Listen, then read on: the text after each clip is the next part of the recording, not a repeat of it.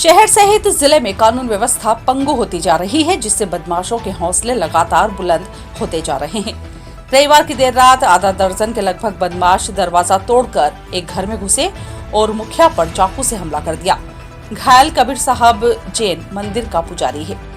गंभीर घायल अवस्था में पुजारी को उपचार के लिए मेडिकल कॉलेज में भर्ती किया गया है। घायल अवधेश पिता श्याम सुंदर त्रिवेदी निवासी बीचलावास है। फरियादी की रिपोर्ट पर पुलिस ने भय्यू मराठा सहित अन्य अज्ञात लोगों के खिलाफ विभिन्न धाराओं में प्रकरण दर्ज किया है। फरियादी अवधेश त्रिवेदी ने पुलिस को रिपोर्ट में बताया कि वह बिचलावास में करीब साहब जैन मंदिर के पीछे ट्रस्ट के मकान में किराए से रहते हैं और पिछले 30 वर्षों से मंदिर के पुजारी का कार्य कर रहे हैं। फरियादी के अनुसार बीती रात वह अपने घर में सो रहे थे। इसी दौरान रात 1:45 बजे उन्हें दरवाजा तोड़ने की आवाज आई। इसी दौरान लात मारकर कमरे का दरवाजा तोड़ दिया। फरियादी ने बताया कि घर में घुसने वालों में भय्यू मराठा और उसके साथ 5-6 लोग और थे। फरियादी ने बताया कि आरोपी भय्यू ने चाकू से उसके ऊपर हमला कर दिया। परिवार वाले बचाने आए तो उन पर भी आरोपी के साथियों ने हमला किया। हमले में अवधेश त्रिवेदी गंभीर रूप से घायल हुए, जिन्हें उपचार के लिए मेडिकल कॉलेज में भर्ती किया गया है। घटना का कारण आपसी विवाद बताया जा रहा है। पुलिस ने इस मामले में फरियादी अवधेश त्रिवेदी की शिकायत पर भय्यू और उसके साथी अज्ञात लोगों के खिलाफ हत्या के प्रयास, बलवा और अन्य धाराओं में प्रकरण दर्ज किया है। घायल पुजारी अवधेश त्रिवेदी ने बताया, अवधेश त्रिवेदी कहाँ रहते हो? थावरिया बाजार, मेहता जी का वास, कबीर साहब मंदिर। किसने आपको हमला करा? किससे आपने? भय्यू मराठा। किस बात को लेके विवाद हुआ था? क्या वो मेरी लड़की को बहलाता था, मेरे खिलाफ भड़काता था और वो मेरी लड़की को भगा के ले जाना चाहता था। जब ये बात मुझे मालूम पड़ी तो मैं अपनी लड़की को ग्वालियर छोड़ के आ गया था, उसकी नानी के यहाँ पे। 28 तारीख को जब मैं आया, उसने खोजबीन करी, वो नहीं मिली तो रात को 12 बजे 29 तारीख के दिन उसने रात को 12 बजे 8-9 लड़के लेके आया और उसने सबसे पहले मेरा फर्स्ट दरवाज़ा तोड़ा। जब दरवाज़ा नहीं टूटा तो उसने लातों से, लकड़ी से और हॉकी से, इससे डंडे से उसने दरवाजे, पतरे का था दरवाज़ा, मंदिर की तरफ से मकान मिला मुझे। उसने दरवाज़ा तोड़ा। बीच के कमरे में मेरी मिसेस और मेरी माँ सो रही थी। आगे के रूम में डबल बेड पे मैं और मेरा बेटा सो रहे थे। जब आवाज़ बहुत ज़ोर ज़ोर से आने लगी तो मैंने उन लोगों को गालियाँ दी, लेकिन वो दरवाज़ा तोड़ के अंदर घुसे तो उन्होंने डायरेक्ट जहाँ मेरी मिसेस सो रही थी और मेरी माँ सो रही थी, उसी कमरे पे अटैक करा उन्होंने। आप पे कैसे हमला करा उन्होंने? आपको काय की मारी? उन्होंने मेरे को चाकू से 18 चाकू मारे उन्होंने। कितने लोग थे वो 9 लोग थे। नहीं 7। अरे 9 लोग थे।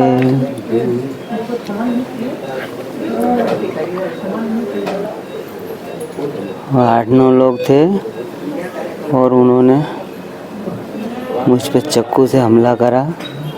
मैंने हिम्मत बांधी, मैंने भी उन पे हमले करे लकड़ी से, लेकिन जब आखिरी बार उसने मेरे को मारने की कोशिश करी, मैं सुध भूल गया था और मैं नीचे गिर गया। आपको अस्पताल कौन लेके आया? मैं डीएसपी साहब की गाड़ी में आया। इस मामले में एएसपी राकेश खाखा ने बताया, स्टेशन रोड क्षेत्र के अंतर्गत मामला है। इसमें पुजारी को मोनू मराठा और इसके साथी 6 साथियों के साथ में दरमियानी रात जो है 30 तारीख की दरमियानी रात हमला किया गया है, जिसमें पुलिस द्वारा अपराध क्रमांक 88/24 धारा 307, 498, 147, 148, 149 IPC के तहत प्रकरण पंजीबद्ध किया है। प्रकरण विवेचना में है। आरोपियों की तलाश की जा रही है। सर, कोई कारण कुछ पता चला कि प्रारंभिक रूप से? अभी तक की जांच, जैसे मैंने बताया कि प्रकरण इन्वेस्टिगेशन में है, और इसके अतिरिक्त जैसे ही आरोपी गिरफ्तार होता है हम और चीज़ के बारे में खुलासा करेंगे।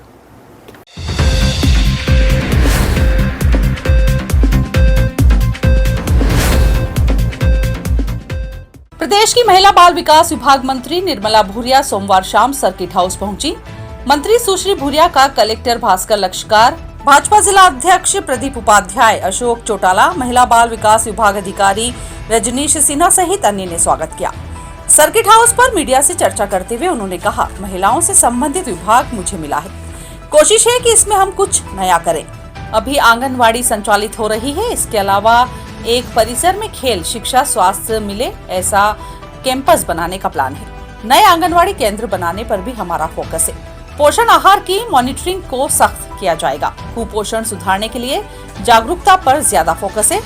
लोकसभा चुनाव में अपनी उम्मीदवारी को लेकर किए गए सवालों पर उन्होंने कहा, यह संगठन का विषय है। हमारा सौभाग्य है कि हमारे लोकसभा क्षेत्र से 3 मंत्री मिले हैं।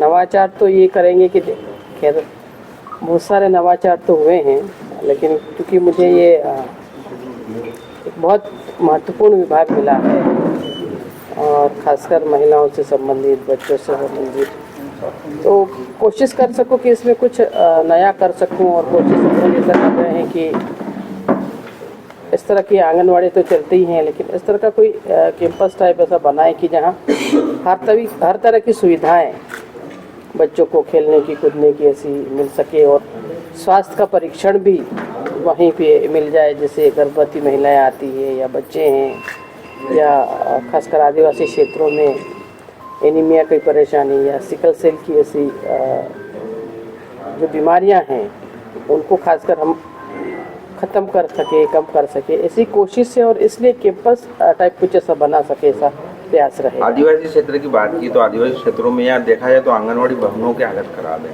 उसके लिए कोई विशेष कार्य है? उसके लिए है, ये सही है कि आंगनवाड़ी भवन की कमी है, जीर्ण शीर्ण भी है और किरायों के भवनों में चलते हैं।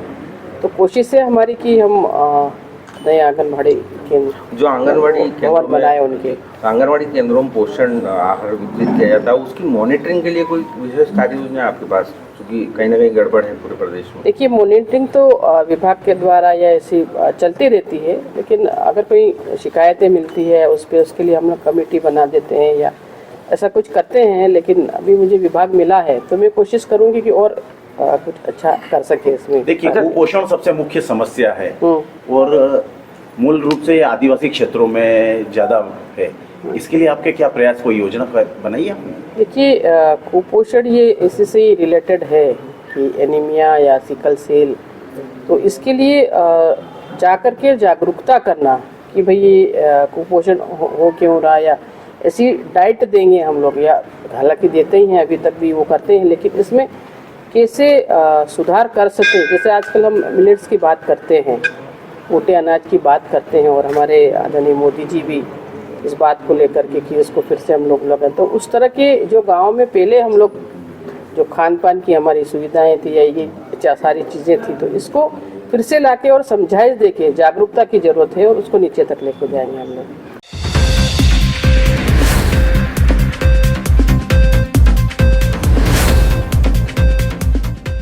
बूढ़ी मां के आंसू देखकर परिवार का दिल तो नहीं पसीजा, लेकिन जब मदद मांगने गई तो प्रशासन का दिल भी नहीं पसीजा, जिससे तमाम सरकार की जन कल्याणकारी योजनाओं पर सवाल खड़े हो गए।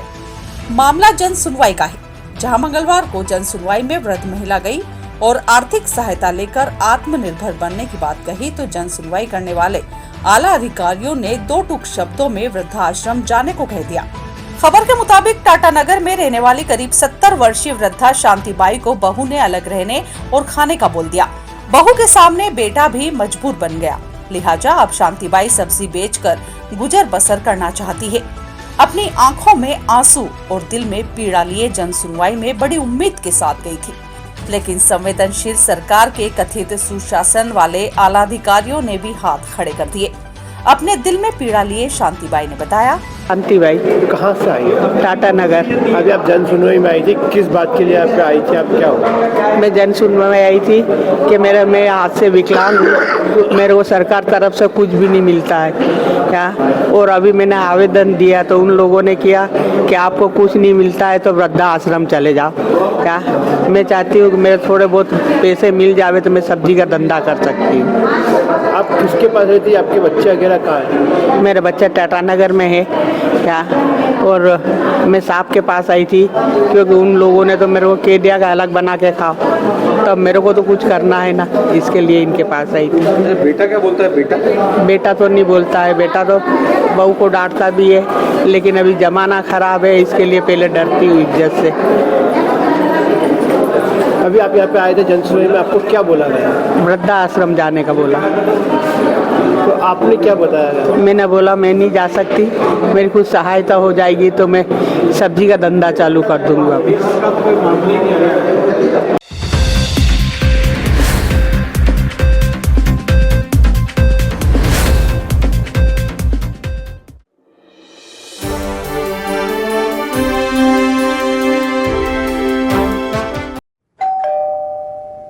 अरे अंकल वेलकम, आइए ना। हाँ बेटा।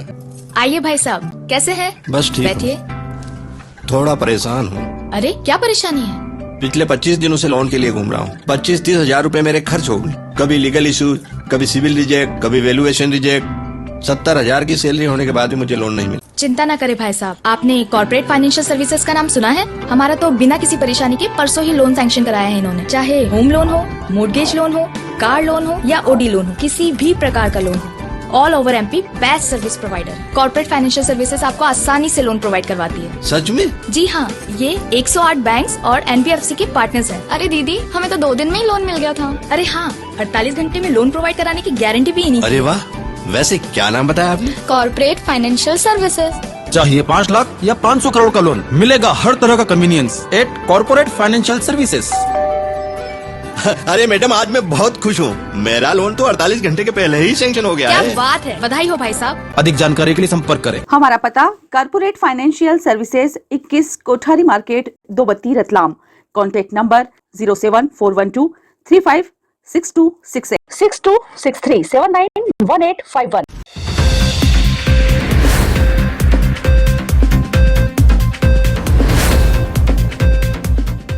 राष्ट्रपिता महात्मा गांधी की पुण्यतिथि शहीद दिवस के रूप में मनाई गई।